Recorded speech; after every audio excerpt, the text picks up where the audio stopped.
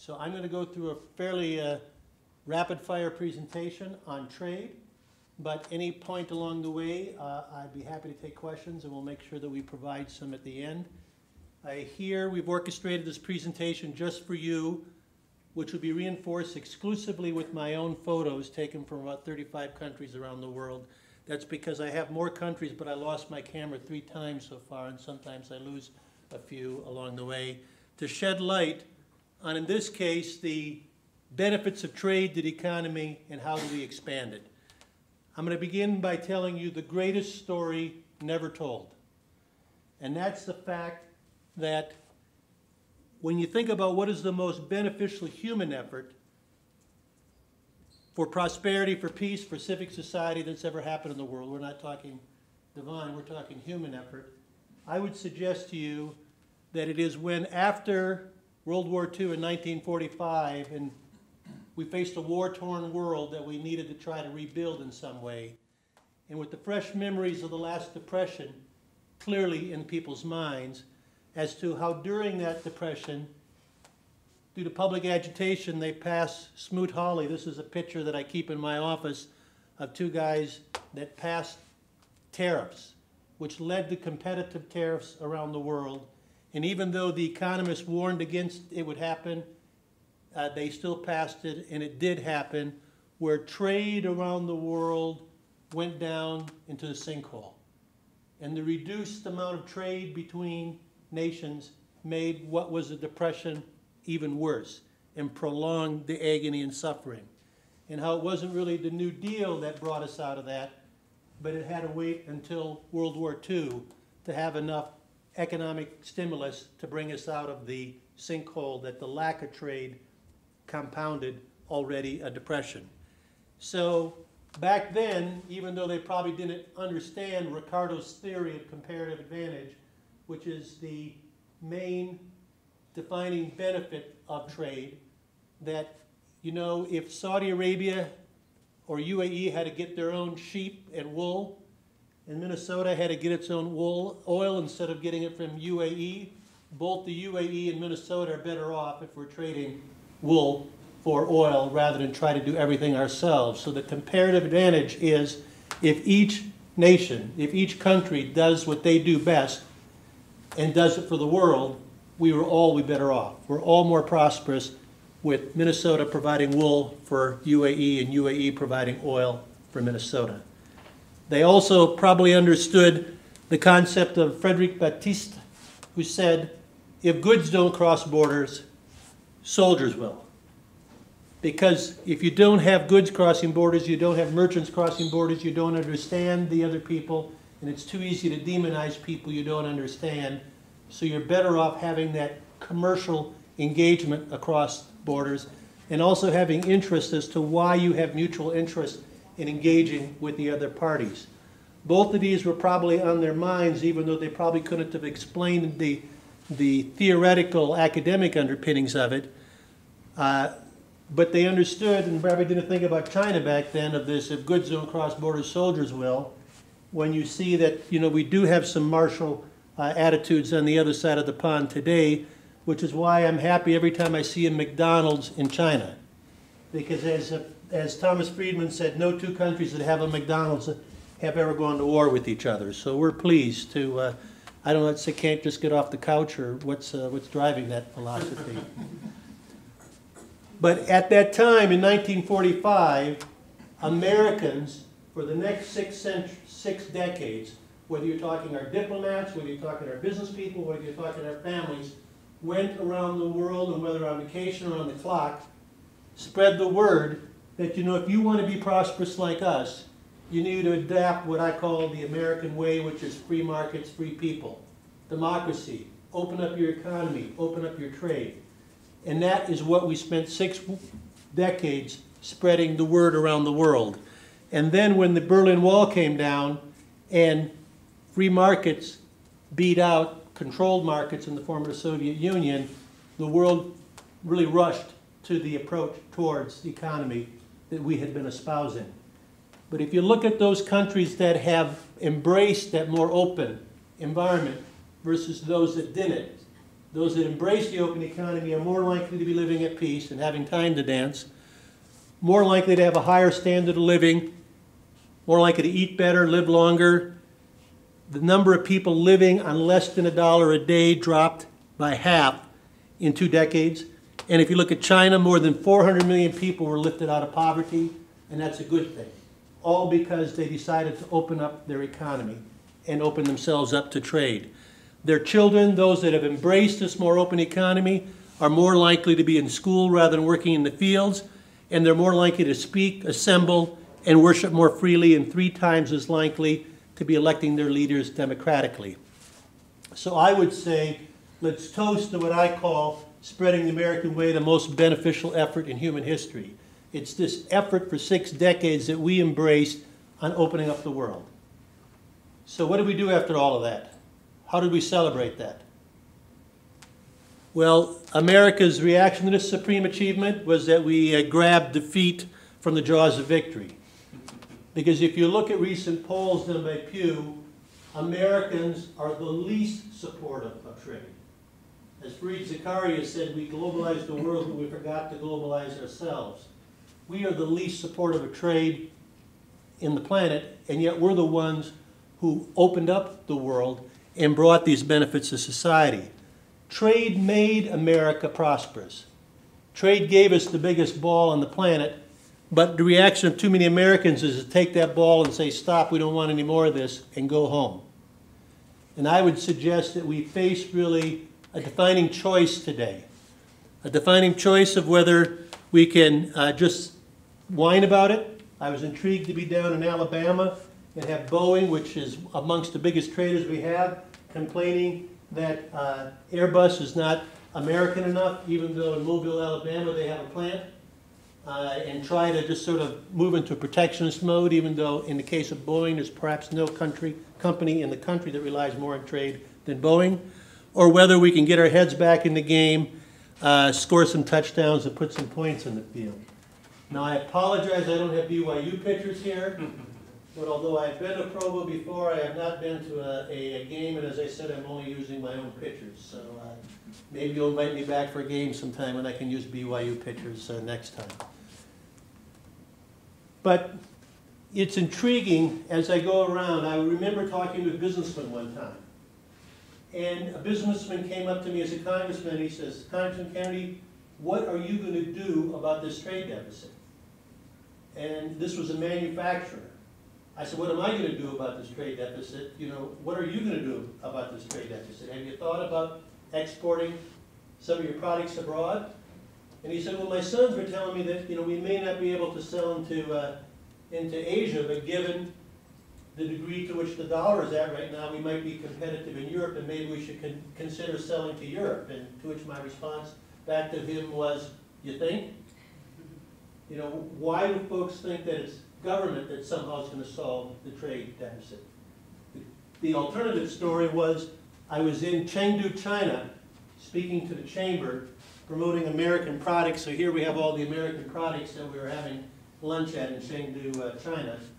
And there was a young businessman there from Brooklyn, New York, who his father came into his office one day and said, I'm sick and tired of getting up in the morning worrying about China. Get to China. So he sent his son off to China to establish operations over there. And what they found was they actually hired more workers back in New York. Because having the combination of the highly skilled machinist in New York combined with cheaper production capabilities in China, they were able to meet more customers' needs. They found people in China that needed the skill set they had in New York and vice versa, and they ended up being better off. So the big challenge we face with trade and why we have a deficit, in my view, a big part of it is there's just not as many people getting up in Provo, Utah, figuring out what you're going to sell to Chengdu, as there are people in Chengdu getting up every morning thinking about what they're going to sell to you. So I want you to open up your minds and say, it is a global world out there, it is a global market. Sometimes we get satiated by this big domestic market we have. We have to think globally, and we have to be open to trade, because it is the path towards prosperity and towards peace. The other big threat we have that threatens your future, and you're seeing it today, is the huge global imbalances that if they're not already beginning to go tilt, are certainly on the path to going tilt.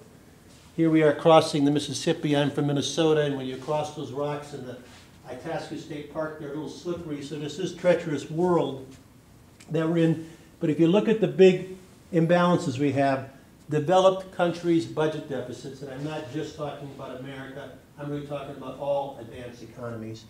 And if you look at the government debt as a percent of GDP, we here in America are akin to what they called the pigs in Europe, Portugal, Ireland, Italy, Greece, and Spain. Perhaps the only reason why we're not facing as much market pressure as they is because we have the world's currency. So it's harder to stop buying dollar bonds than it is to buy euro bonds.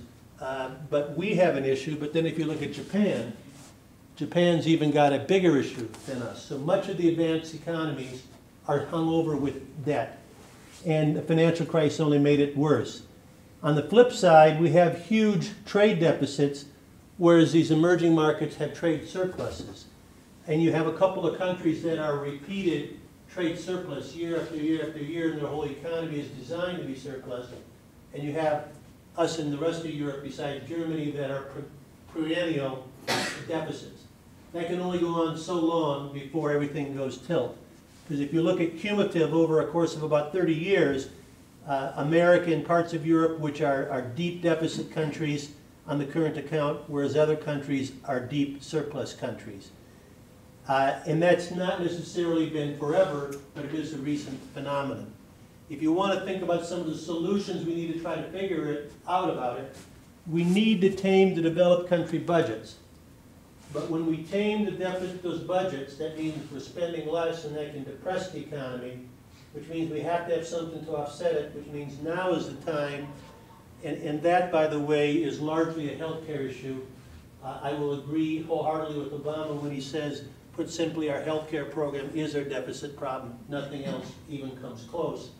But we also need to increase the demand for emerging markets, because if we can get the emerging markets to start buying more from us, that can offset the negative of us constraining our budget. So it's very important that we get this trade going and that we renew trade liberalization. There's also a huge opportunity out here if you look at that global market. I had a professor, I'm sure it's like none of your professors here at BYU, that we used to refer to as Professor Dull, Dull, Dull. You have no professors like that here, right? That would get up before class and would basically lecture out of the textbook and would look down and sort of read it as he lectured. And one kid in class said, I'll bet I can do bratwurst. We're big into bratwurst in Minnesota, in class, without them noticing. Without the professor noticing, and actually after he smelled the aroma, he looked up and then he just asked for a brat. So the class went on. So having that narrow tunnel visual view, you have to have a wider view than that. You have to have a bigger view than thinking that the World Series is just played amongst teams in North America. Actually, every third year they do have a global outing, and actually Japan's won each of the last 2 times. So you need to not be thinking that the world begins and ends in North America. And we have a situation where only a quarter of Americans have passports, only 20% of them that have used it for more than fishing in Canada or going to the beaches in Mexico. And I know it's a higher percentage of people in BYU that have those passports, which is part of the reason why I'm here today to talking about trade. But we need to be thinking more global, more international. You need to have that broad view where you're looking at not just your own Provo Press, but around the world. I was in Singapore at a Burger King here recently, and this they had on the side of the Burger King for the currency translation. But the world today is more than the US, Australia, Euro, Japan, and UK. Those are the advanced economies. But let me just tell you that 20 years ago, those advanced economies were 2/3 of the world economy. But 20 years from now, they're going to be 1/3 of the world economy. So that means almost all the growth that's going on in the global markets is outside of those countries. So if you're going to tap it from America, that means America needs to figure out how do we sell to them. And as you look at your career, And think about it, that it appears as if all the escalators are going up in Asia. And this is my favorite picture of Europe, where all the graveyards are full, but the playgrounds are empty, just because they're not having any kids. Whereas in many of these countries that are struggling with debt, they're only having, on average, 1 child per female, when you need 2 to keep your population stable. So huge demographic issues that they're facing. It's also going to be constraining on debt. But on the flip side, in Asia, you've got a rising middle class that's very anxious to get to work. And as they look around and figure out how to shop, they're going to take lessons from their Japanese sisters that even though they're riding on the subway, they're still shopping at Barney's, you know, the high-end quality merchandise. And as they begin to look for things from Burberry to Buzz Lightyear, they're going to be, and they get their dream of getting credit, they're going to be looking around for who's going to sell them the products that they're looking for. And if you're not there, you're going to lose out on this opportunity. And you're like Burger King, going to have your name taken from you, and you're going to have to name yourself after a pancake mix in Australia than not. And there's a lot of examples of businesses that are flat-footed and not going after this. Victoria's Secret only sold perfume in the airports, and as a result, La Senza was a Victoria's Secret knockoff around the world that they had to go back and buy. Victoria's Secret had to go and pay $700 million to buy what they could have done themselves. Dairy Queen is flat-footed and going around the world, giving McDonald's the opportunity to have standalone ice cream stands. And intriguingly, even though I did find Dairy Queen in Tianjin, they were up on the 2nd floor like all the restaurants were there. But just right down the way, McDonald's figured out how to have a 1st floor ice cream stand, even though, as you can see, they're right beside Dairy Queen. So they're acing out Dairy Queen around the world. So if you look at all this, Nike wanted to make sure that, based on these other examples, they weren't caught napping. So I went to Shanghai, and they have this La Ning, which is a pretty close knockoff of Nike in China. They're not taking it lying down, because if you go 1 block from this store on Nanjing Road, you'll have this Nike store. You go 1 block in the other direction from this store, you have another Nike store. And if you go another 2 blocks down the street, you have a big Nike billboard up there. So they're saying, we understand that there's 1 billion feet for tennis shoes in China and only, 300 million or so in America. We're not going to let somebody be the dominant shoe supplier to China. We're going to make sure we're capturing that. Intriguingly, there's also margin opportunities. I was talking to people from Dickies Clothing, and they have like 5 times as many stores in China as they do in America. And I asked them, why is that? And they say, well, it's easy, because we sell our slacks for $17 at Walmart here in America, but they sell for $70 in China. Because they've required a brand that this is the work hard, get ahead work ethic that is American ethic that's become famous around the world, and Chinese want to feel a part of that. So they're not only getting sales, but they're getting margin as well. There's a couple of obstacles, though, why we have a hard time doing this. One of those is that too often we have a narrow point of view. And from a business perspective, having that very narrow focused point of view is the right thing to do. Being the best in the, only doing what you can be the best in the world at. But from a broader point of view, you're missing out. Politically, one of the biggest challenges we have is that rather than only getting your news from one source, you can get whatever news you want and reinforcing what you're viewing just at your fingertips. Sometimes that leads to a mistake. I'll ask how many here have seen or heard of this movie called Fahrenheit 9/11? We have a few here, all right. How did I do in it?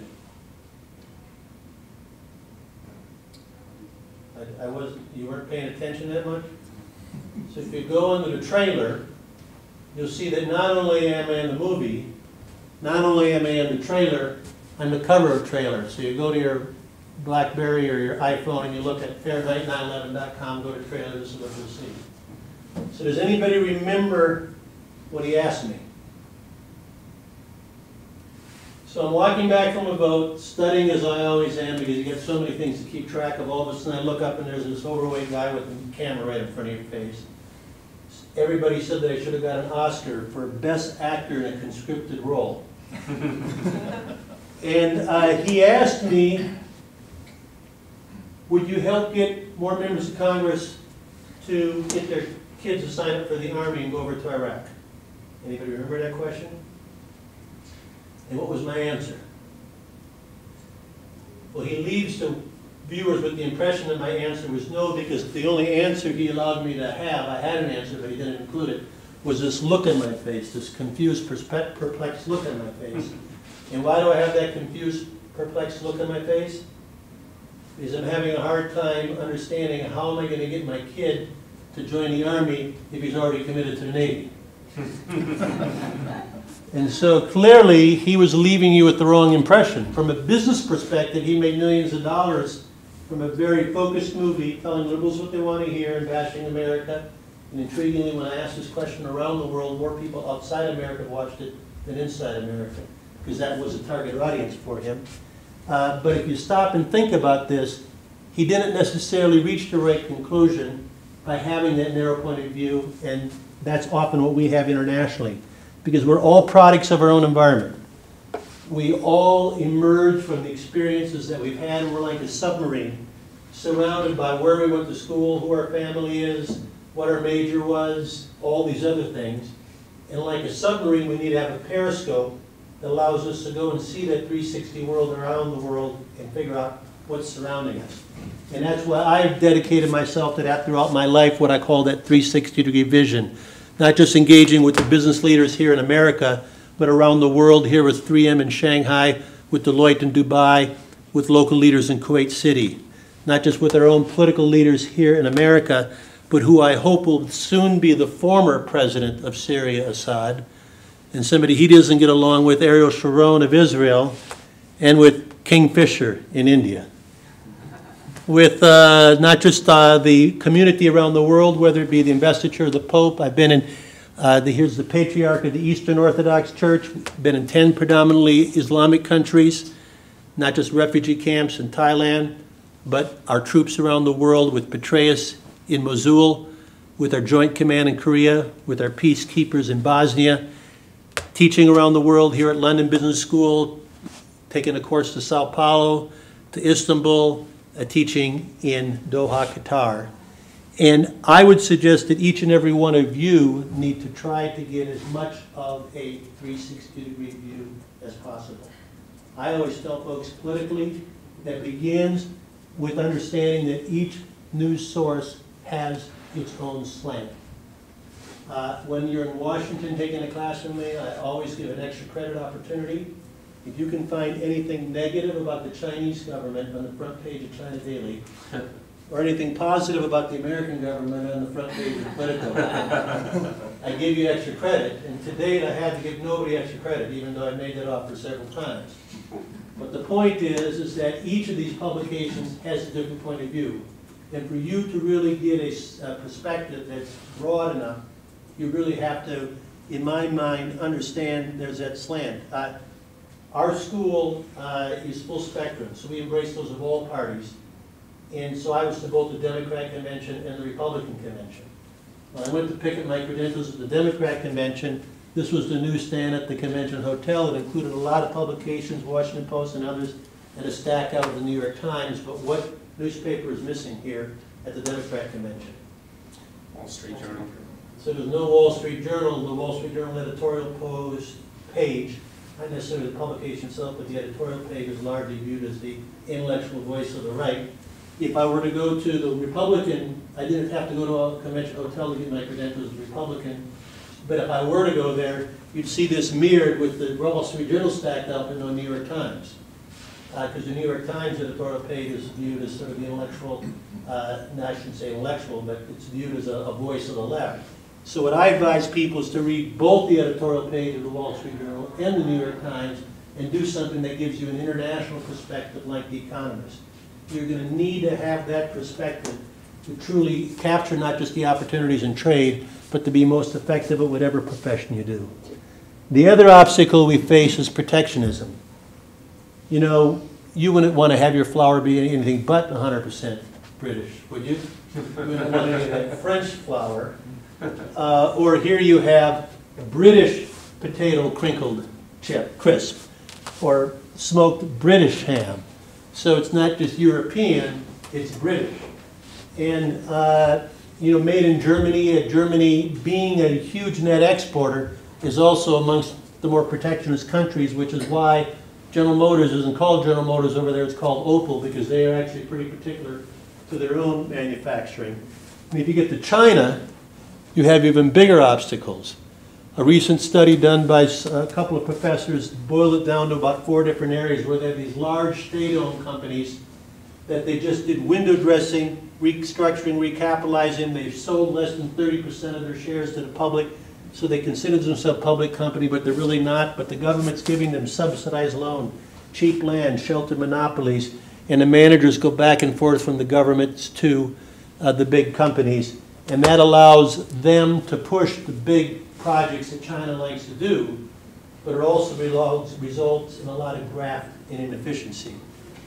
But we ought not to talk about that because we at least have one of those big quasi-government organizations here that's competing with private industry in the case of U.S. Post Office, which in the days of UPS and the internet is becoming less relevant. But we're talking about places like Bank of China or ICBC or Bank of Communications or China Mobile, which would be these big, global, substantially government-owned but with a public face that's out there making it harder for other countries, or Sinopec, other companies from other countries to compete. There's also the joint ventures that will have a foreign partner. And yes, they do always try to rip off your technology, but generally they're not very good at it. And most of those have not been that successful except for the auto companies, largely because they've let the auto companies be managed by the joint venture partners because they get benefits from the auto company JVs. They get a lot of jobs, they get a lot of prestige. It helps them on their economy. So Shanghai General Motors would be one of these, which would be a 50-50 joint venture. Then they have a lot of private companies with state influence. A Chery, a knockoff of Chevy, a BYD, Geely, Huawei, a Baidu. Strategically protected from foreigners. They give R&D subsidies. This is the only Communist Party member's office I've been in. The Party of the People seems to be doing pretty well. And when we sat with him to talk about whether or not he actually has the government helping out from time to time, he must not have known he was supposed to tell us no, because he immediately said yes, of course. So that all results in protectionism, which makes it harder for us to compete against. And now they're working on backing publicly owned investment funds to help with small businesses. So you have not just in China, but a Petrobras, which requires a lot of local content whenever they're doing big projects in a way that's actually making it harder for them to capture some of their deep salt oil, is because of the restrictions put on them by the Brazilian government. You're facing that. You have other ways of tilting the playing field. When you have an export-import bank that's trying to put your exports at an advantage to other people's exports, which is another form of protectionism. So we say we have to do it because everybody else is doing it, but then it's you versus the Belgian Export Agency or the trade missions of Abu Dhabi. All of these try to tilt the field, and too often the regional trade agreements like Mercosur is meant to be protections within a region as opposed to being open to the world. So we also have the stealing your intellectual property. So when you think about wanting to truly open up trade, there are many, many hurdles out there. So how do you overcome protectionism? As a business, part of it is to, first of all, figure out whether it's just not a place you should go, or whether, if it is, how do you break in? Part of it is fitting in. You, of course, knew that Walmart was Chinese, and that Swedish-based H&M is American. I love the French because they just can't help but put up a French flag. But they try to confuse you by putting up an American flag on one side and British on the other. But they have to get the French flag up there anyway. Companies trying to fit in. And on the birthday of the founder of the Turkish Republic, Ataturk, even if you're Ford, you have to be flying the Turkish flag. Now, McDonald's has realized the need for them to not get fenced in and fenced out of many markets. Intriguingly, when I went to Switzerland for the first time many years ago when I was your age, the big story was when McDonald's first tried to put a restaurant in Zurich, several folks tried to burn it down. So they realized that there's resistance to them coming in, that they need to fit in, which is why, of course, when you see their advertising, they're appearing to be British when in Britain. And of course, you all knew that McDonald's was Swiss anyway, right? Whether it be where they're sourcing their milk or where they're getting their French fries from. That's part of it, but you also need to focus on reducing barriers. And when we talked about, right after that World War II period of time, how we put in place a global system to keep the bad things from happening, they came up with a variety of institutions out of Bretton Woods. They wanted no more war. Their solution to that was to take the people that were the victors, which at that time was China, we now view as Taiwan, Russia, Britain, and because we liked France, even though they weren't engaged much, we gave them a seat in the Security Council. The Security Council for the UN was the victors of World War II. We wanted reconstruction, which out of that came the World Bank. We wanted currency stability, which out of that came the IMF. And we understood the importance of trade, so we came up with GATT. And but because this statement is true, free trade, one of the greatest blessings which a government can confer on a people, is in almost every country unpopular. We found that we had a harder time establishing the trade entity than any of the others. You know, trade is something, one person mentioned to me, one academic from London Business School said, people will only allow commerce to happen at the level that they feel is adequately regulated. The reason why you had Dixonian poverty is because businesses had been local, they became national. But the governments were all still local. And there was no sort of national scale government to try to figure out to make sure that there was no abuses. And so the people forced that national government.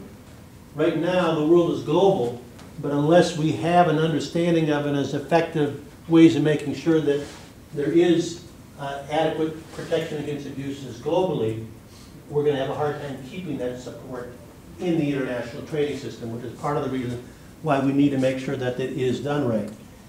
They had an experience back as early as the 80s where they opened up trade and they had it flourishing, but then it broke down again before the war. In 1947, with those other institutions, they created GATT, which was supposed to be temporary, and they created the ITO. We approved the UN, we approved the IMF, we approved the World Bank. Congress turned down the International Trade Organization in 1950, and it wasn't until 1995 that they created the WTO, the World Trade Organization. And I'd love to spend more time talking about that dispute resolutions, but when two nations are disputing with one another, things that perhaps in the old days might have led to war, they now have a very successful track record of reaching a decision within 15 months. And when we brought China into the WTO, soon after that we took them to a trade dispute and they were indignant. They said, how could you do that to us? And we said, this is the way things work, and over time Chinese realized that they could do that too. And if you look at the times where we've taken each other to the WTO for the settlement, sometimes America's won, sometimes China's won. And that degree of confidence that you can get a dispute resolution in a way that all parties will accept is a foundation of peace that is really undersold and understood in this world, and the importance of the WTO. Also, it was really a business for somebody with more of a business background. The only reason we have the degree we have of intellectual property around the world, which is fundamental to our prosperity and advanced economies, is because the CEO of Pfizer got a group of CEOs he called the Intellectual Property Committee in America, and then partnered with the business community in Japan and Europe to force that into the trade agreement. That's also really where it comes from. But when we launched the Doha round, which was launched 11 years ago, trade has hit a rut. Nothing has come out of the Doha round of the WTO. They're trying to get something out of it. Russia's recently come into that, but we have two new opportunities on the books today in the form of the Trans-Pacific Partnership that I think that President Obama is supportive of. We need to move forward on it, because if you look at the top 5 things that are going to determine what kind of an economy you have to work in the next 20 or 30 years, if the trade agreement in Asia is an Asian trade agreement that excludes America versus a Pacific trade agreement that includes America, that will be vitally important to your future. You want a Trans-Pacific Partnership. And just in the State of the Union, he launched the European Free Trade Agreement, saying that he wanted to do that. But we have 2 big issues that we have with them. Number 1 is agriculture. Let me just talk about some of these foundations. You guys know of Gmo Crops. Well, we have 2 different points of view on things that you eat that you're kind of unfamiliar with. Irradiated meat, Gmo Crops. We don't really have irradiated meat much in America. It's common in Europe. We have almost exclusively Gmo Crops. They don't have it there. When I landed in Frankfurt, I was a little bit surprised to see this in the club in Frankfurt. Why was I surprised when I came here for breakfast?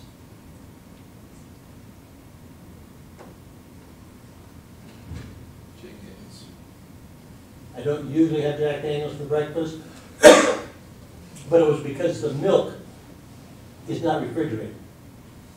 And it's almost no place you'd find in America where you wouldn't find the milk refrigerated, or the yogurt, or the butter. And then if you go to their shops, you have the cheese and the eggs sitting out unrefrigerated, and the meat sitting out in the open unrefrigerated. That's part of the central culture of Europe. If that meat isn't irradiated, the bacteria on it is going to make you very, very sick. So if you want to have Europe be in Europe, they have to have irradiated meat. Whereas in America, now don't I look cute in my 4-H sweater there? In America, the grass-fed beef industry wants to have a competitive advantage versus the big feedlots. So if they ever irradiate their meat, they go and they protest it and they make a big stink about it. Conversely, when it comes to American agriculture, Europe doesn't think they can compete with the scale of American agriculture, so they demonize GMO crops as frankenfood. That's going to be one big stumbling block that we're going to have to get past to make sure it's a science-based system on what you eat, particularly when you ought not to throw away the productivity of GMO crops lightly, given that we have a world that still needs more to eat out there.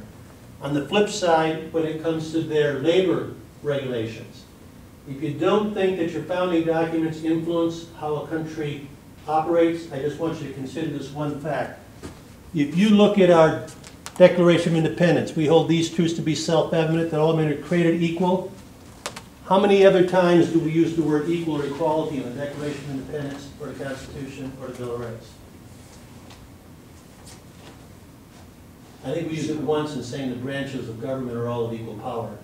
But we have this concept called pursuit of happiness, which is really more inequality of opportunity as opposed to quality of outcome. If you look at France, in the front of every building is liberty, equality, and fraternity.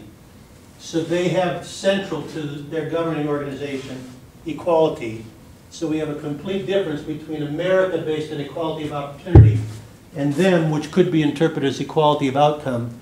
And when you look at the result of that in the World Economic Forum's labor flexibility ratings, we're ranked number 1, they're ranked number 128 out of 142.